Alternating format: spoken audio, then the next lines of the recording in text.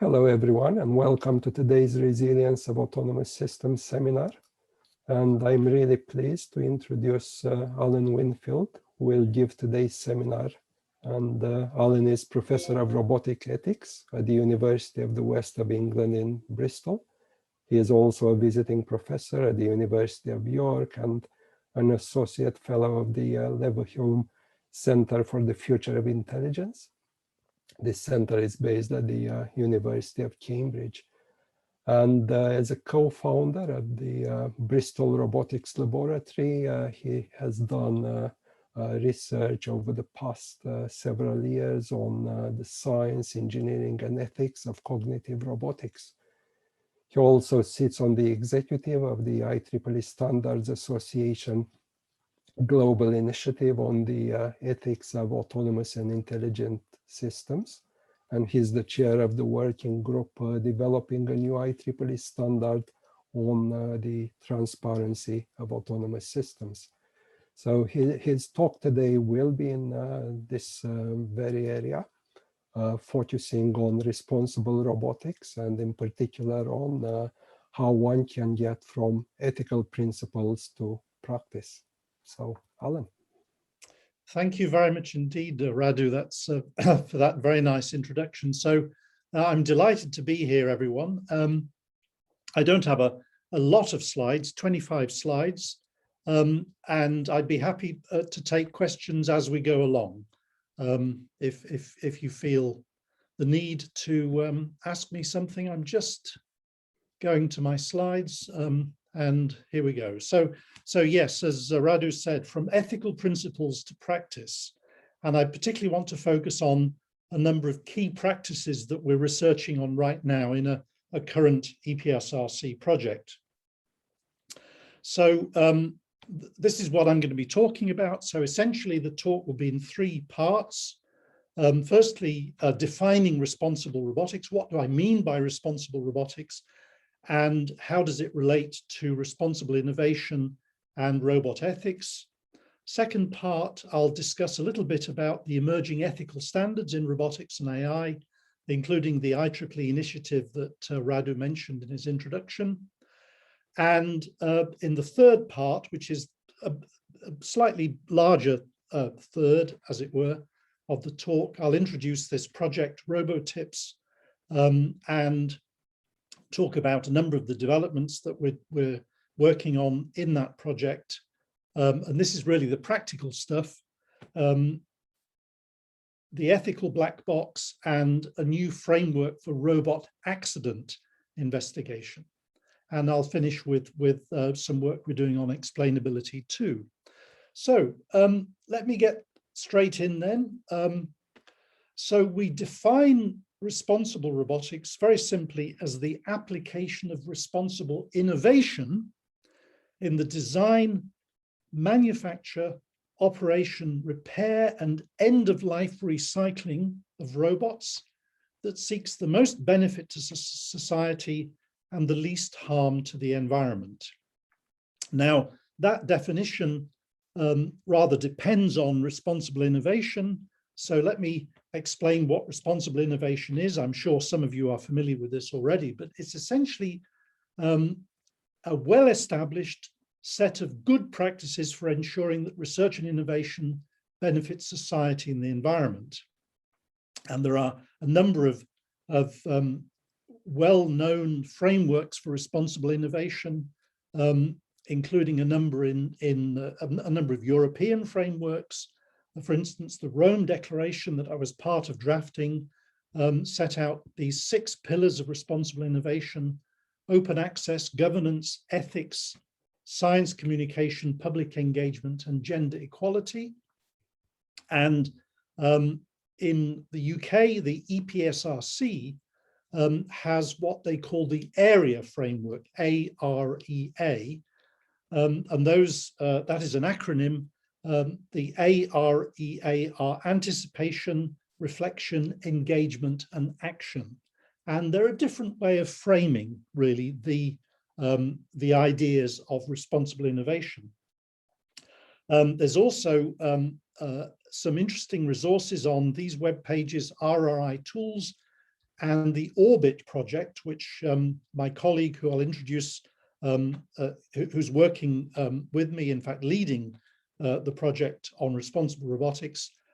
She was also part of setting up this Orbit. It's the Observatory for Responsible Innovation in IT and ICT. And there's a whole set of resources there. So there's a lot of good practice already in responsible innovation.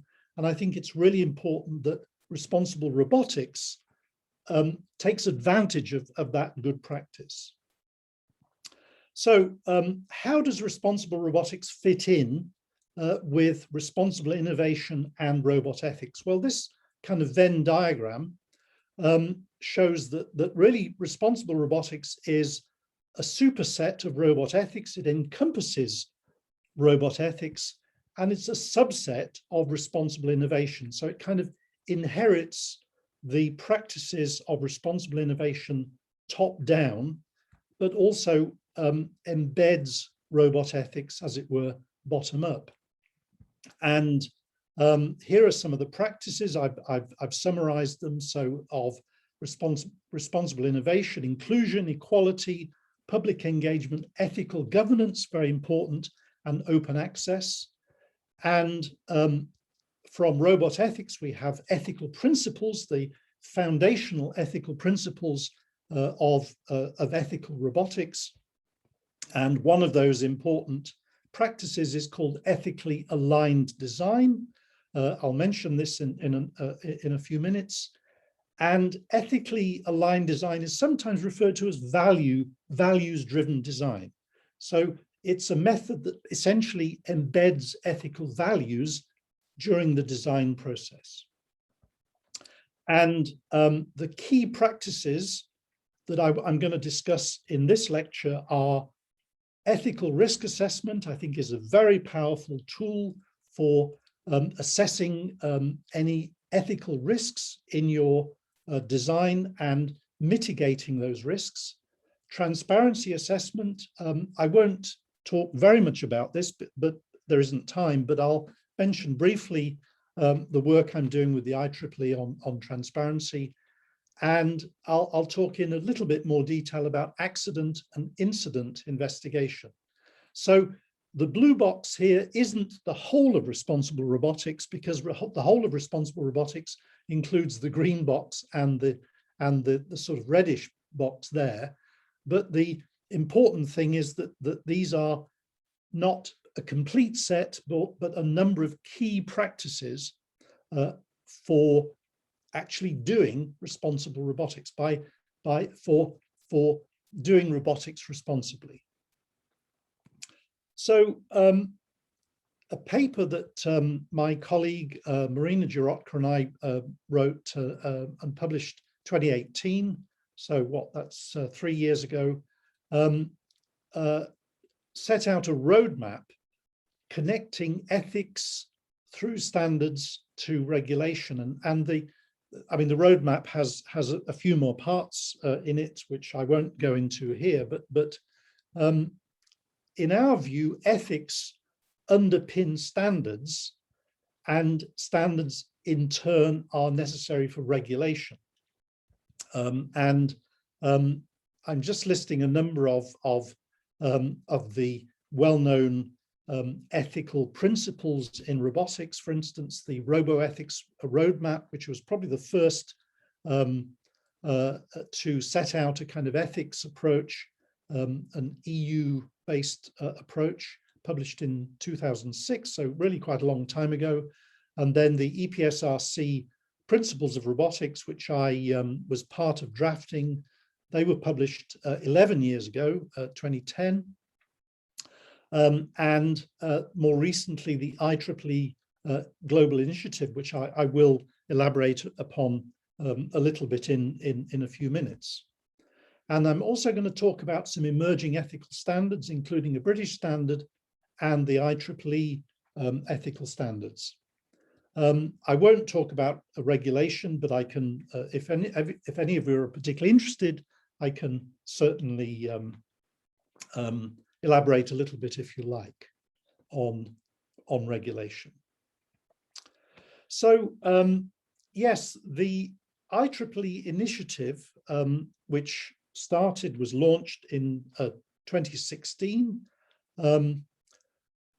the IEEE initiative on the ethics of intelligent and autonomous systems, has been working, and the first output of that initiative is this document called Ethically Aligned Design. It's actually the third iteration, although it's called the first edition because it's in a sense we finished. There were two earlier versions that were draft versions that were made public. It was written by a very substantial number of people across the whole planet, this was a global effort, and it's free to download. I recommend you have a look at this. Essentially what ethically aligned design contains is around 150 ethical issues and recommendations, or ethical concerns, you might call them. They're structured into a number of chapters, so they're not all in a big mess. There's some structure in there, and they're a really good. They give you a really good overview of the kind of span, if you like, of ethical concerns. So, of course, being an initiative of the IEEE Standards Association, which, as you know, is a well-respected standards association. It's the Standards Association that gave us Wi-Fi. The standards nerds will know that Wi-Fi is actually IEEE 802.11. So, you can see, therefore, that the IEEE Standards Association really has had impact. So not surprisingly, this initiative has spun out a whole bunch of new standards, ethical standards, so explicitly ethical standards. And this is the one that I'm leading, IEEE P7001. It's a new standard on the transparency of autonomous systems. In fact, we've been working on this for about 4 years now, and the draft standard has already been through one round of review, formal review within the IEEE, and we're just about ready to go to the second round of review with draft 2, and I'm very much hoping that the standard will be published sometime this year, hopefully in just a few months. We believe it's the world's first standard on transparency, and everyone agrees transparency is important. In fact, of the many sets of ethical principles for robotics and AI published so far, so a paper in, I think, 2019 in Nature Machine Intelligence surveyed 86 sets of ethical principles. There are so many, it's hard to keep up. But the most frequently cited ethical principle across all 86 is transparency. So it's the principle that is held to be perhaps most important by the majority of those sets of ethical principles. And if you're interested in the emerging landscape of ethical standards, I did this short comment piece in Nature Electronics 2 years ago on ethical standards in robotics and AI. Sadly, the paper's behind a paywall, but if you want a copy, just let me, drop me an email and I can send you a copy. So I said that I was going to mention BS 8611. In fact, it was a standard. I was part of the working group that developed this, and we believe it's the world's first explicitly ethical standard in robotics. Published in 2016, it's a guide to the ethical design and application of robots and robotic systems. Now, what is it? So what is this standard? Well, it's a method for undertaking an ethical risk assessment. Now, ethical risk assessment is a very powerful technique, very powerful indeed. It's an existing technique. I mean, we've been doing risk assessment, safety risk assessment for many years. I'm an old-fashioned safety engineer. I worked on safety critical systems when I was in industry 30 odd years ago. And ethical risk assessment essentially extends the envelope of risk assessment to include ethical harms, hazards, and risks.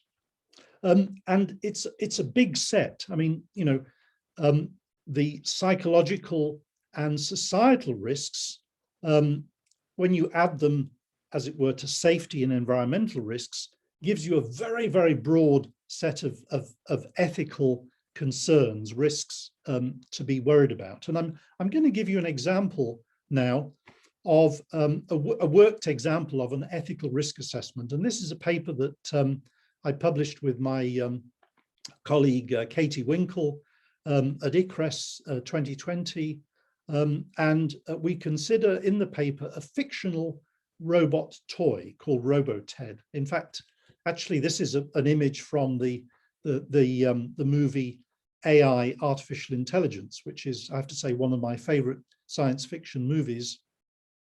And this is RoboTed, in fact, or Teddy, rather, from the movie.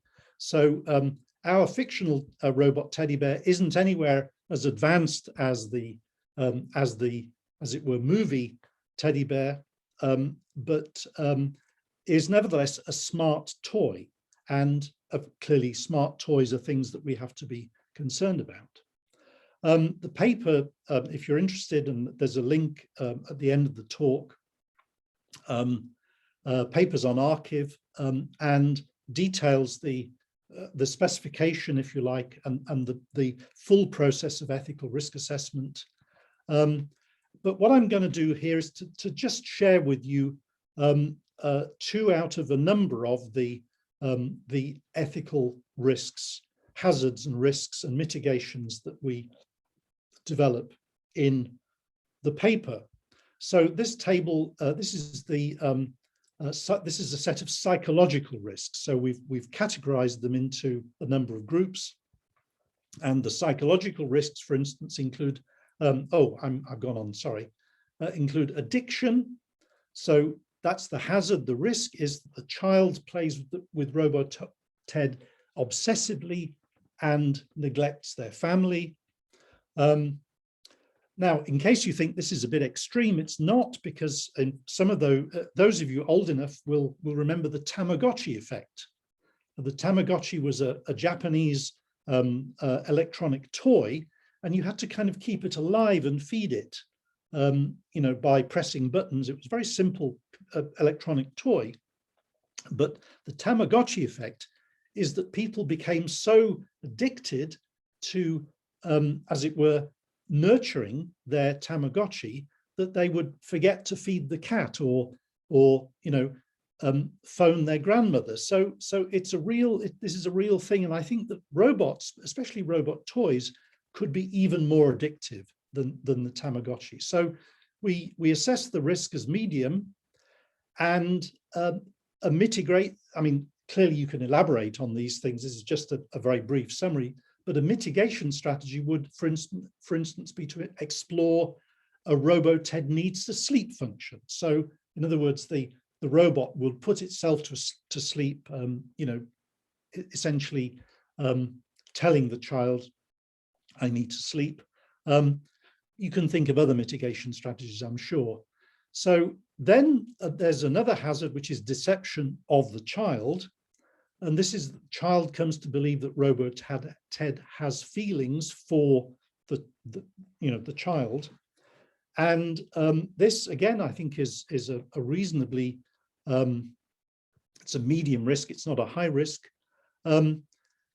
And we should design the chatbot function, in other words, the speech chatbot, which is built into the robot toy, to avoid language that suggests feelings.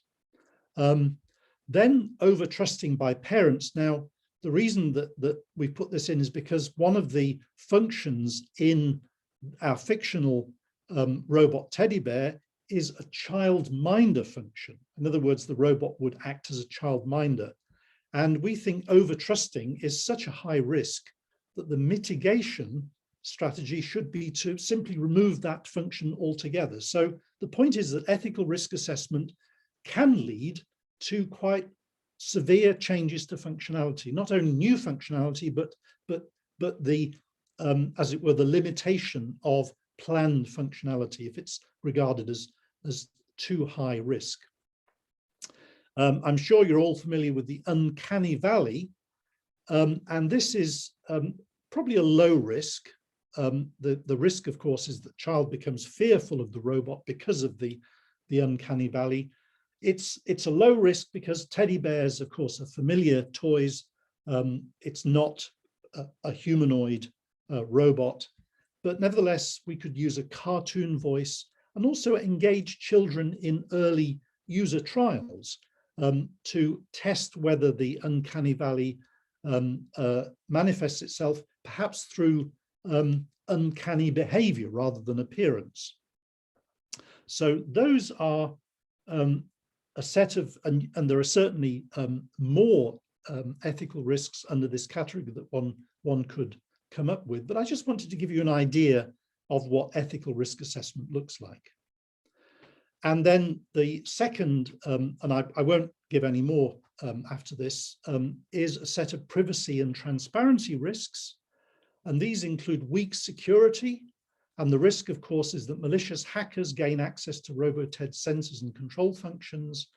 This is actually a high risk. And I remember blogging several years ago about a childminder webcam that some parents had installed in their baby's bedroom, and it was hacked by malicious hackers. The parents were horrified to hear abuse being shouted through the childminder function at their child. Of course, weak security is endemic, I think, in a lot of web applications. But the mitigation strategy, of course, would be to implement strong encryption with best practice password protection. In other words, make sure that the parents have no choice but to choose a strong password. Don't let them just leave it in the default password. Privacy clearly is an issue because the teddy bear likely collects personal data, including images and voice recordings. The risk is that those are stolen, and mitigation would be to put in place auditable measures to ensure that personal data is deleted immediately and not sent back, as it were, to the cloud. And the third risk that we've included here is lack of transparency. We're referring here to specifically to transparency, a lack of transparency in the event there's an accident. So a lack of data logs would make it hard or impossible to investigate an accident with the robot. Again, this is a high risk. It's not that accidents are a high risk, it's that the lack of transparency is a high risk in the event of an accident. And the mitigation is to build a secure local data logger into the robot teddy bear. And I'll be coming on to what that data logger might look like in a second or two. So that, I hope, gives you a picture of what ethical risk assessment looks like, guided by BS 8611, which I commend as I think it's a really great standard. In fact, we're working now on a revision, version 2, if you like, of BS 8611. So now there is a third set of risks which I've not included here, but they're equally important, and those are risks to sustainability. So they're environmental risks. So risks concerning the materials that the teddy bear is made out of, and the ease with which it can be repaired. Repairability is very important, and recyclability. With the climate emergency, it's very important that our robots are part of the solution, because if they're not, they're part of the problem. So at this point, I want to introduce the project that I'm working on, a 5-year project with Marina Girotka at the University of Oxford. It's called RoboTips, Responsible Robotics for the Digital Economy. And I'm going to tell you about the work we're doing within that project. So we're particularly concerned with robot accidents. You may be puzzled by this because we don't hear much about robot accidents. Well, actually, there are plenty of accidents already. In fact, the robot incidents database is growing rapidly. That includes robot as well as AI accidents, I should say. Now, the thing about accident investigation is it's a human process. Yes, we need data logs. We need something like a flight data recorder, but we also need forensic evidence. We need witness testimony. And I think in what is a unique and never before done thing within this project, we're running a series of staged mock accident scenarios across these 3 domains of assisted living robots, educational toy robots, and driverless cars. And for each of those, we're going to be running these mock accidents with human volunteers in the role of both the subjects of the accident. Of course, no one will be harmed, and the subjects of the accident, of course, will be briefed on what's going on, but then people who will not be briefed about what's going on are witnesses to the accident and volunteer members of the accident investigation team. Now, of course, we should have already run the first of these mock accident scenarios, but of course the pandemic during the past year or year and a half has put paid to that.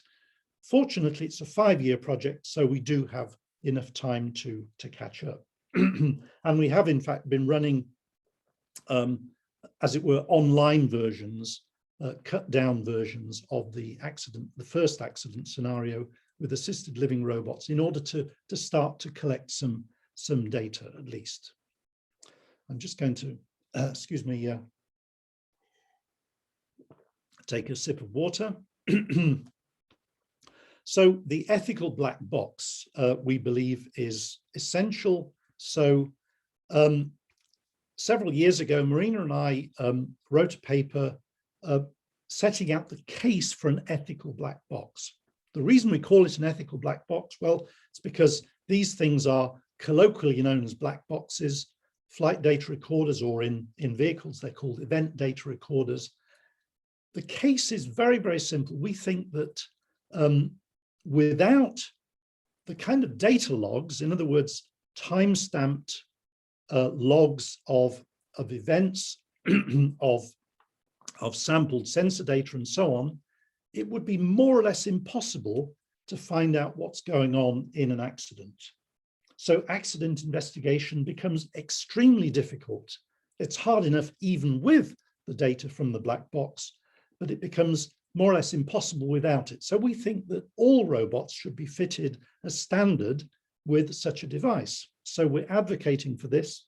And in fact, within the RoboTips project, we're working on a model ethical black box, which will become open source. This is essentially a block diagram of an ethical black box, essentially collecting data, sensor data, actuator demands, sampled, of course,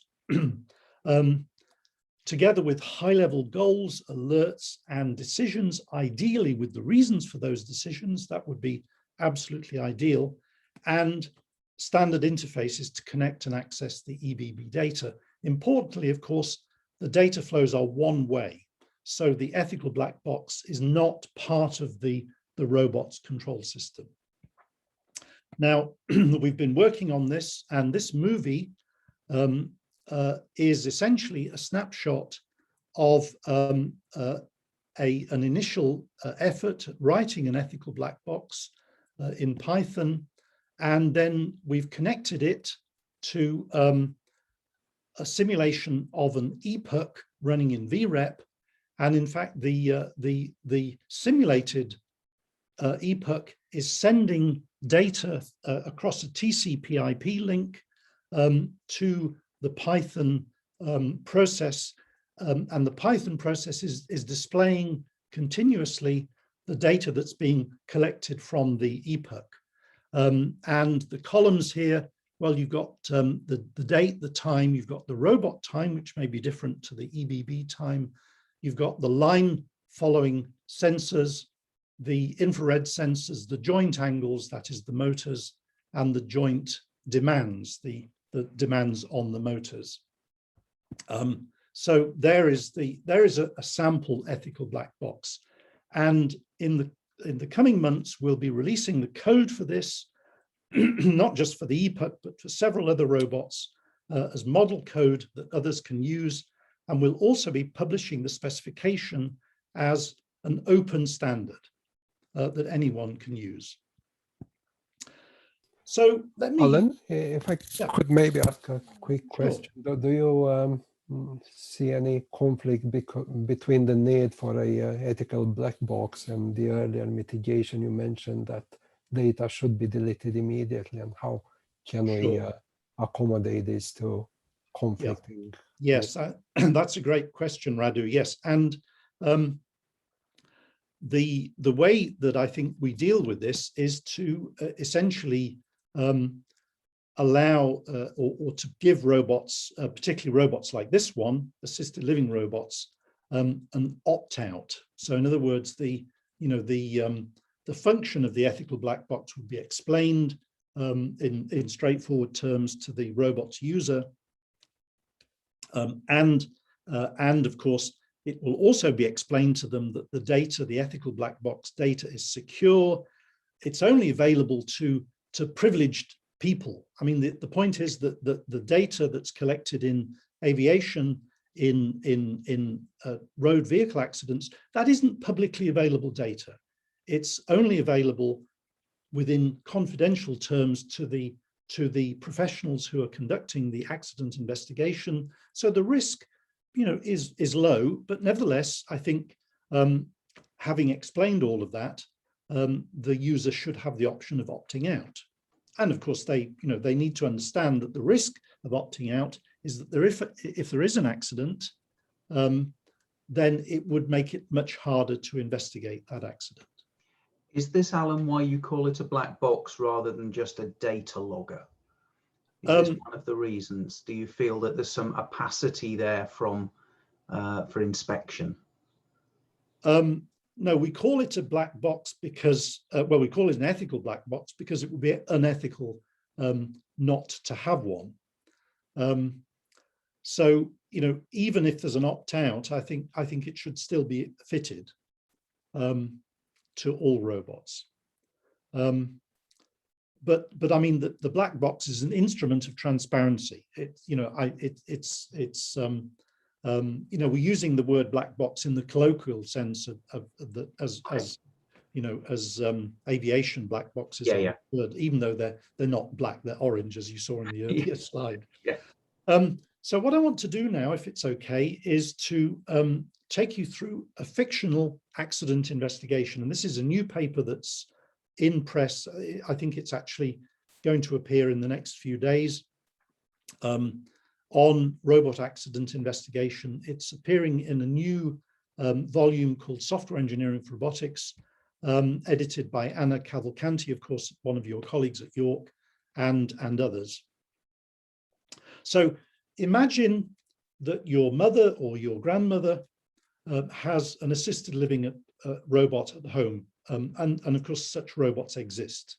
So the robot's function is to remind her to take her medicine, to bring her drinks, for instance, to make sure that she drinks enough, to connect her with family, to provide, to keep an eye on her and raise the alarm if something goes wrong. Now, imagine that you're called by your mother or grandmother's neighbor. Let's call her Rose, and the neighbor's called round and sees Rose lying on the floor. unconscious. Now you call a paramedic and you get into the house or the apartment, whatever it is, and what you see is that the robot aimlessly wandering around. So, and there are bruises on Rose's leg, and it's not immediately apparent whether those bruises were caused by the robot or not. So you'd clearly like to know, was the accident caused by the robot? Even if it wasn't, why didn't the robot raise the alarm? That's one of its key functions. So now the point is that accident could occur today. These robots exist. I mean, they're not especially widespread, but they nevertheless exist. This is not science fiction. Yet it would be almost impossible, I believe, to properly investigate an accident right now. I mean, certainly you would be relying entirely on the goodwill of the manufacturer. There are no agencies to call to help you, investigate the accident. There are no processes. The technology, the ethical black box I've just described, isn't fitted as standard. So investigating this kind of accident, which is completely plausible, is very difficult right now. So let me take you through our process. Well, the EBB would provide us with ground truth. It would provide us with an annotated a visualization, if you like, of a set of events. Above the line here, we have interactions between the robot and Rose. The big red line, of course, is Rose's fall. This is a timeline in hours. And you can see that the robot's been waiting for instructions. It's reminding Rose to drink water. It's telling Rose it's lost a connection. That's a strange one, isn't it? It's again telling Rose it's lost a connection. Then the boxes below the timeline, the boxes in blue, show the robot moving around. It leaves the charging station, it moves to the living room, it moves to the kitchen, and so on.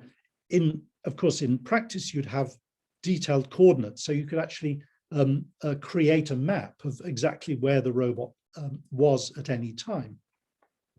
And you can see, and then the green boxes are the connectivity status. So the robot loses connection with the home hub and tells Rose that it's lost the connection. Then it regains the connection at this point and then loses it again at this point. So you have some ground truth from the EBB. But of course, you also need, you then also— Sorry, Alan, can I?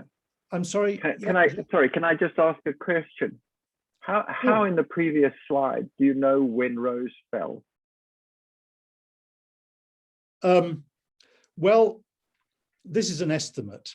Yes, you're not necessarily. I mean, all you're going to know is well, you may not. I mean, this may be a guess. I think that's a very good question. A very good point you've made there. Yes, yes. Sorry, can I just add to that, Alan? What might we have in here that is the belief of the robotic or autonomous system, and what comes from expert understanding and investigation? Because obviously you do have people who are doing an investigation of the data. Is there any point in which you might, so for example, robot moves to the living room. Yeah. Is that I assume that's the robot's belief? Well, yes. I mean, it's possible that data is also corroborated by other sensors in it, particularly if it's smart home. But yes, I mean, the accident investigator always has to be open to the possibility that the robot's beliefs about what it's doing are wrong. I mean, that would be a profound, as it were, fault in the robot. But as you're quite right. No, it's not impossible. Yeah, to be clear, I wasn't thinking specifically of the movement here, but with a lot of the things we have, like image recognition and whatever, and the quantification of uncertainty in there.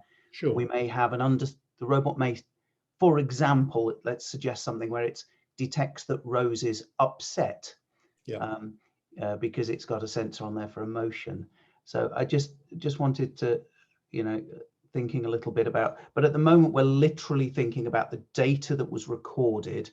Yeah. If there is uncertainty or gaps, then that would be down to the investigator to piece together.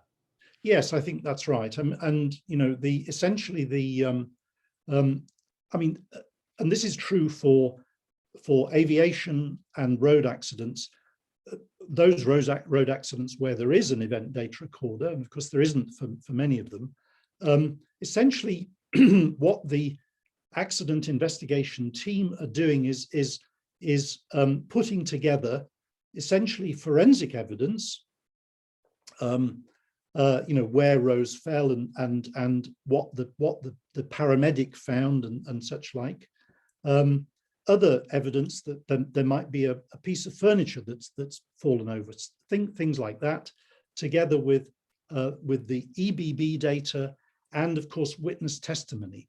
And in this case, we'd have the witness testimony of the neighbor who called round, of the paramedic, and quite likely of the cleaner, because if there's a cleaner has come in and in fact in the full description, clearly I'm giving you a very abbreviated version in the paper, we imagine that the cleaner has been rather overzealous in cleaning the robot, including its sensors. So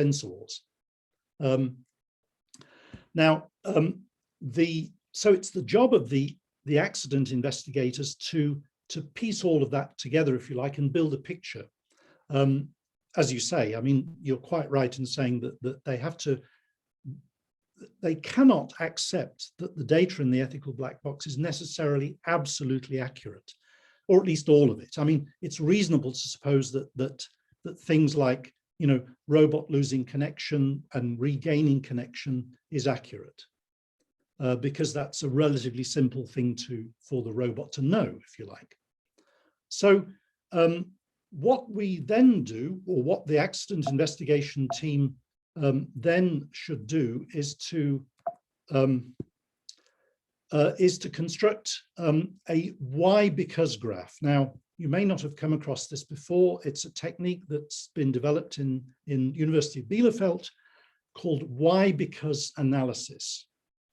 And we think it's a really great way of constructing, as it were, a plausible account of what was going on.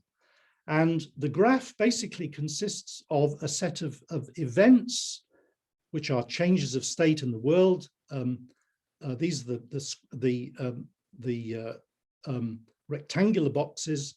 These boxes with corners off are processes, in other words, they're actions or sequence of events pertinent to the accident. States are these kind of triangular ended boxes, which are states of the world that remain true over the whole of the accident. And this is an interesting one. These circular boxes are unevents. In other words, they're events that should have happened but did not. And what we see quickly, and again, I'm giving you an abbreviated account. We see that actually there were two accidents. There was Rose's fall, and there was the robot failing to raise the alarm. And you can see that the conclusion of the fundamental conclusion of the investigation is that actually the robot did not cause the accident. Rose decided to try and reach a cupboard. I mean, this is, you collect this evidence, of course, from Rose. I mean, you ask Rose after she's recovered, you say, well, what were you doing? Well, I was trying to reach something in a high cupboard in the kitchen. She climbed onto the chair. That's corroborated by the chair having fallen over because she slipped off it. And that is what caused that's the direct cause of the fall. But of course, there's a second accident, which is also serious. And it's caused by several things. In fact, there are several pathways. The most important, I'll go back, sorry. The most important problem is that the robot's fall detection system was not triggered. And that was caused, there are several reasons. Rose called out for help. The robot was too far for Rose to hear Rose. The cleaner disinfected the robot, causing sensor errors, and Rose was not wearing her full bracelet. This is another important reason for the problem.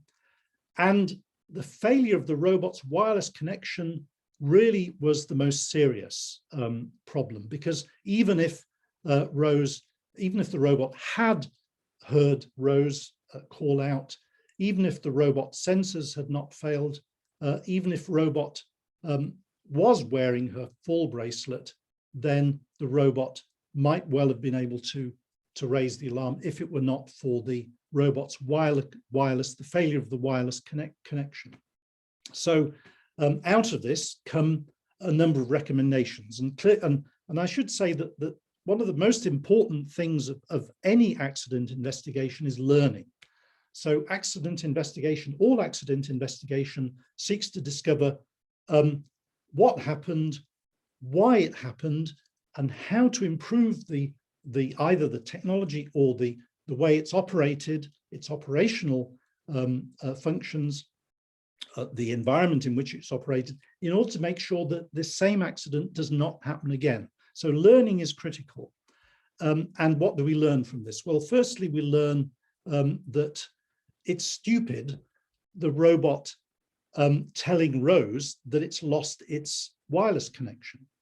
It's such a fundamental function to have that connectivity that the robot should be fitted, for instance, with a PSTN, in other words, a mobile phone type connection, that means it's able to put an emergency call directly to the maintenance company, the people who look after the robot and maintain it. That is a fundamental improvement that needs to be made. An operational improvement is that we need to tell the cleaner not to disinfect, as it were, so zealously the robot sensors. We also need to add a function to the robot to remind her to wear her full bracelet. My mother is elderly. She has a panic alarm. It's a similar kind of thing. So forgetting to put such a device on is common. So a number of learning opportunities come out of this accident investigation. And I mean, just in conclusion, we think that social robots in particular have enormous potential for accidents. I mean, not least, of course, because they're designed to work up close with people. They're not behind safety cages. They're designed to interact directly with us in our homes, in our offices, workplaces, hospitals, and so on. So the scope for accidents is much greater with social robots than with traditional industrial robots. So I just want to finish very quickly by telling you that within the RoboTips project, we're also interested in explainability. And we think that it's important that the user of the robot should be able to say to the robot, why did you do that? Why did you do that? And get a sensible response. Like, you know, the robot might say, well, I stopped because I thought I was going to bump into you, or something like that. And even better would be a function like, robot, what would you do if I fall down? Or robot, what would you do if I forget to take my medicine? So these are allowing the user of the robot to ask simple kind of what if questions.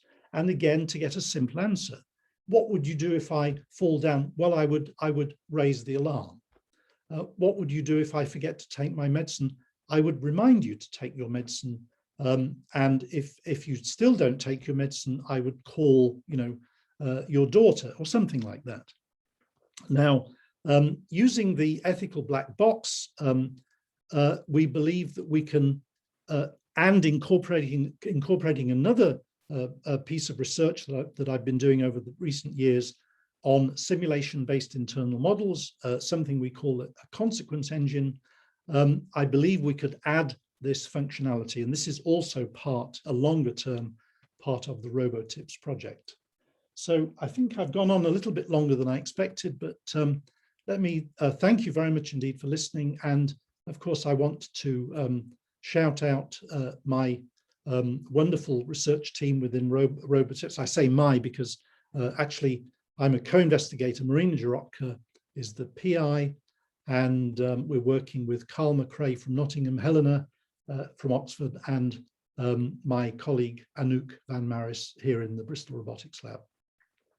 And the full papers, both for RoboTED, the ethical risk assessment, and the robot accident investigation, are both on arXiv, should you be interested in having a look at those in detail.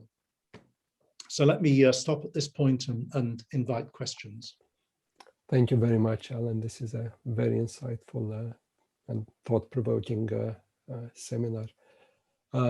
We already have a few questions in the chat. Would you like to ask your question, Tim, about what the black box would be recording?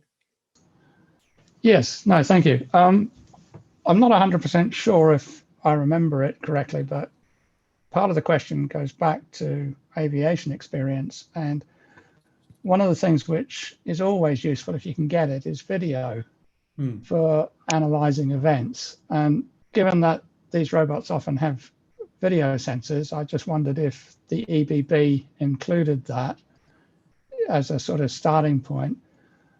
I also have at the back of my mind, when you were discussing privacy, that aircraft black boxes were being used through at least the 80s or 90s for sort of flight monitoring for over-the-water ETOPS type regulations, proving that the aircraft was still sound for the next leg, and also for sort of safety or sort of improvement, which would kind of clash with the privacy requirements. But yeah. And the other sort of thought at the back of my mind is, how general is the intent to make the EBB spec? And for example, does it include the upstream sensor specs for feeding into the black box? And the way to generalize the reporting of different software modules activity within the robot. I don't have a very good understanding of how robot software is managed, but my understanding is it's somewhat fragmented into different agents, different modules. Yeah, I mean, those are really great questions, and that's quite a lot to answer. Now, let me try and start at the beginning. Yes, certainly we are specifying that if you have a video feed, if you have audio feed as well, then yep.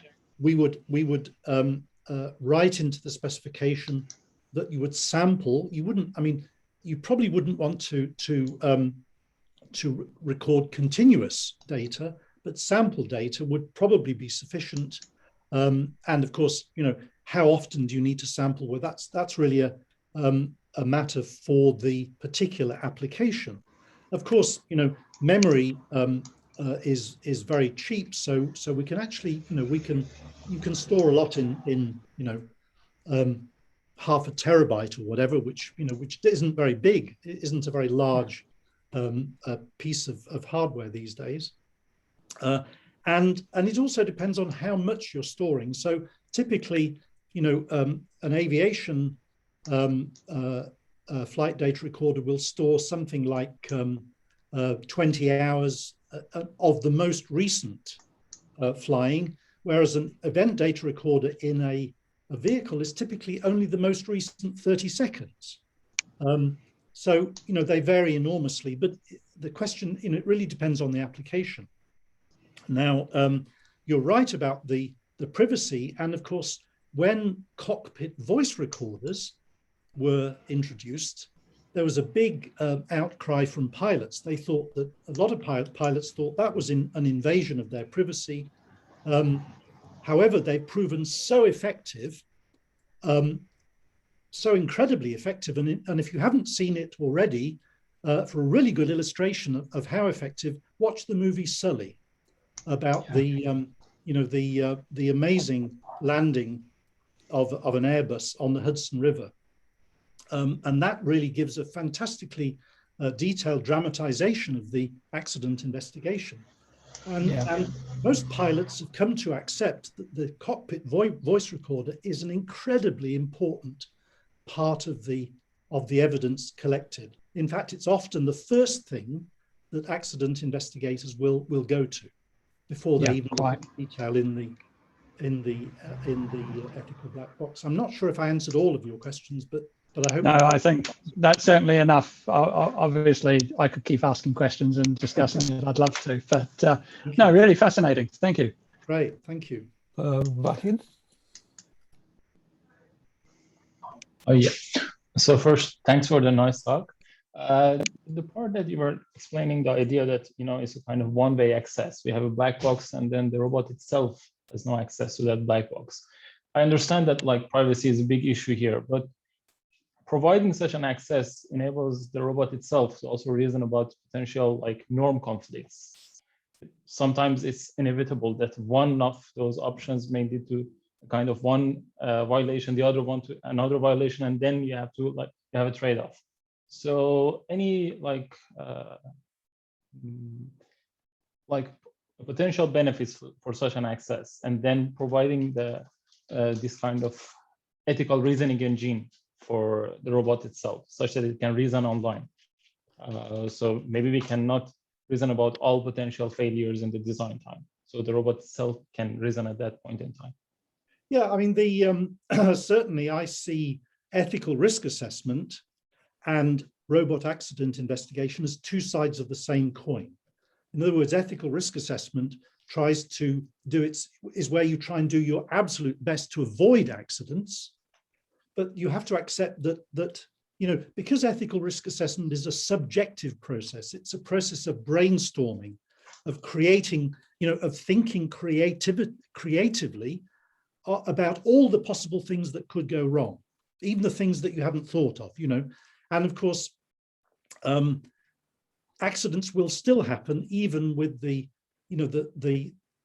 best and most thoughtful design. Accidents still happen.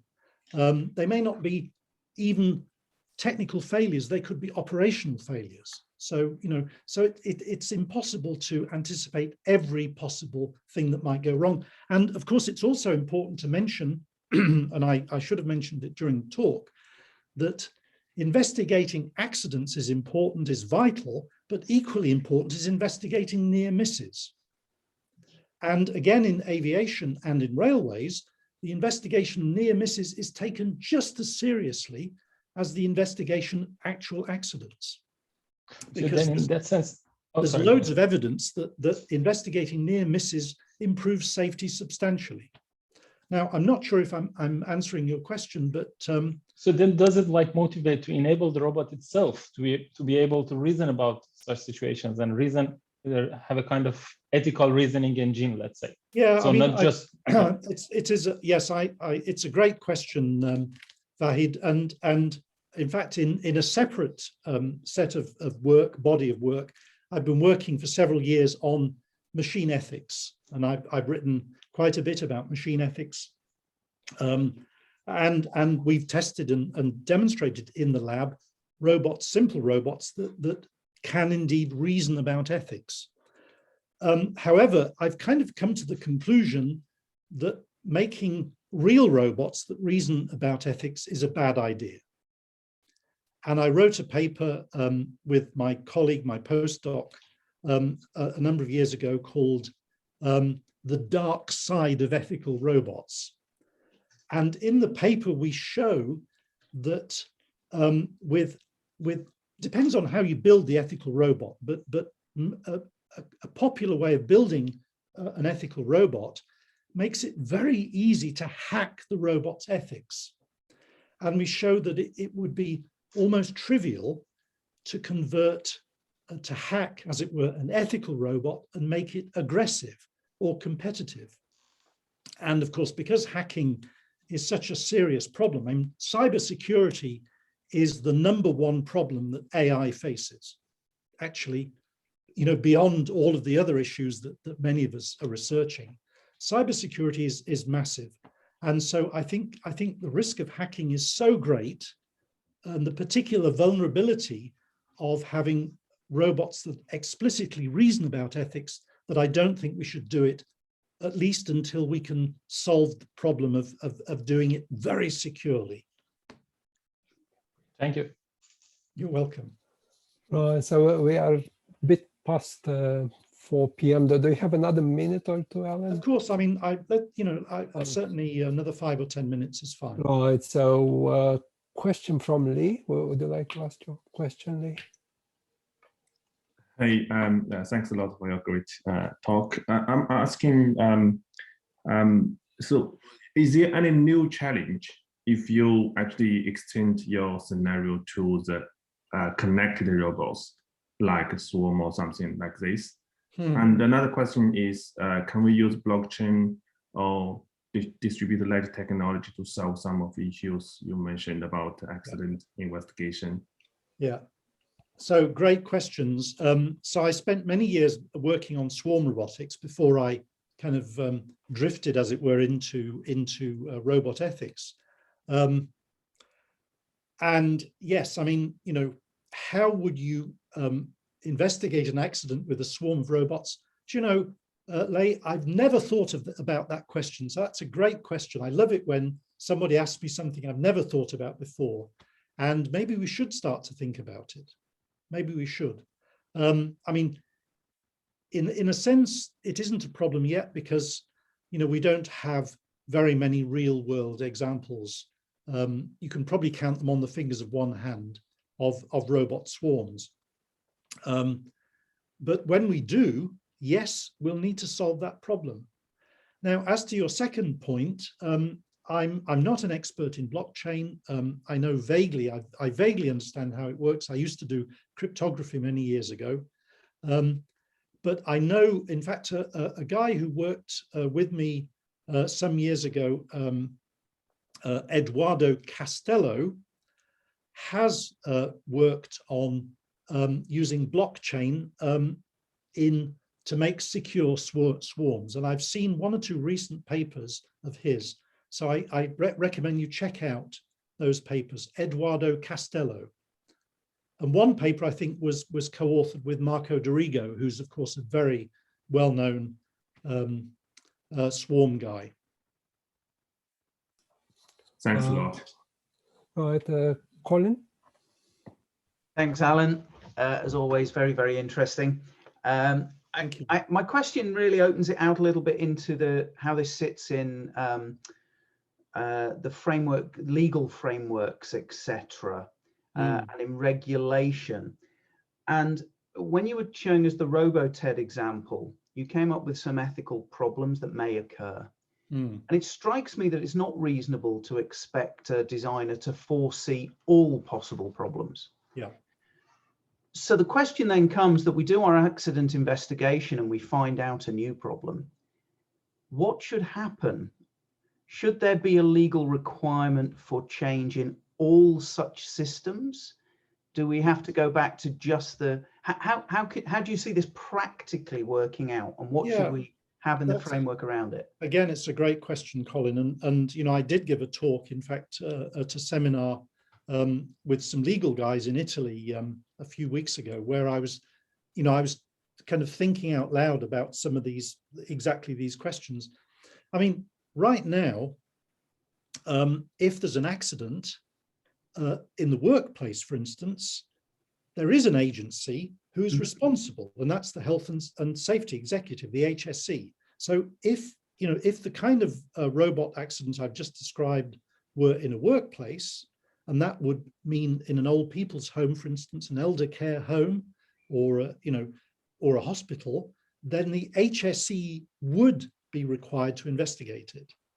And the HSE have wide-ranging powers. Now, at the moment, my guess is that the HSE doesn't have, as it were, a robot accident investigation team on hand.